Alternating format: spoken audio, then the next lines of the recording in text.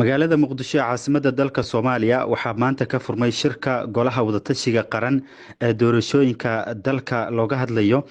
Waxaa shir gudoominaya shirkan ka socda tendada Afasiyoon ee magaalada Muqdisho ra'iisul wasaaraha xukuumadda federaalka Soomaaliya injineer Maxamed Xuseen Rooble.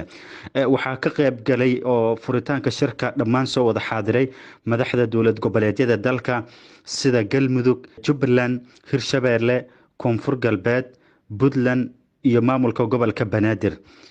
Shirkan ayaa looga hadli doonaa arrimaha ku saabsan dhameystirka xanaanka doorashooyinka dalka, gaar ahaan heshiiskii 17 September horey Muqdisho ay ugu gaareen madaxda dowladda federaalka dowlad goboleedyada iyo gobolka Banaadir. Shirarkan ayaa heerar kala duwan soo maray. waxaa jiray in dhowr jeer uu fashilmay lagu heshiin waayey, laakiin kan maanta ka furmay magaalada Muqdisho oo horey ra'iisul wasaaraha ugu baaqay ayaa Soomaalida iyo caalamka oo dhan rajo wanaagsan ay ka muujinayaan. Shirka furitaankiisana waxaa ka hadlay afhayeenada madaxda dowlad goboleedyada ama xafiisyada warfaafinta madaxweynayaasha dowlad goboleedyada dalka qaarkooda oo iyagana cadeynayay in shirka maanta si rasmi ah u furmay. taariikhdu ay ku beegantahay 22 May 2021 wuxuu madaxweyne Cabdicasiis Xasan Maxamed Laftigaran uu ka qayb galay furitaanka shirka wadatashiga arrimaha doorashooyinka uu shir gudoominayay ra'iisul wasaaraha xukuumadda federaalka Soomaaliya mudane Maxamed Xuseen Rooble.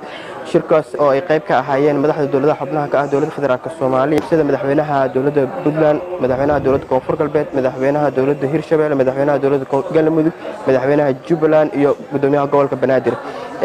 sidaad ogtihiin mar walba Koonfur Galbeed waxay u taagan tahay sidii xal waara ah loo gaari lahaa arrimaha doorashooyinka oo isqabqabsigiisa u dheeraaday. wuxuu madaxweyne Cabdicasiis mar walba u taagan yahay wadankan sida doorasho xor iyo xalaal ah dadka kala aragti duwan uu mar walba isugu keeno doorasho xor iyo xalaal ah ka dhacdo.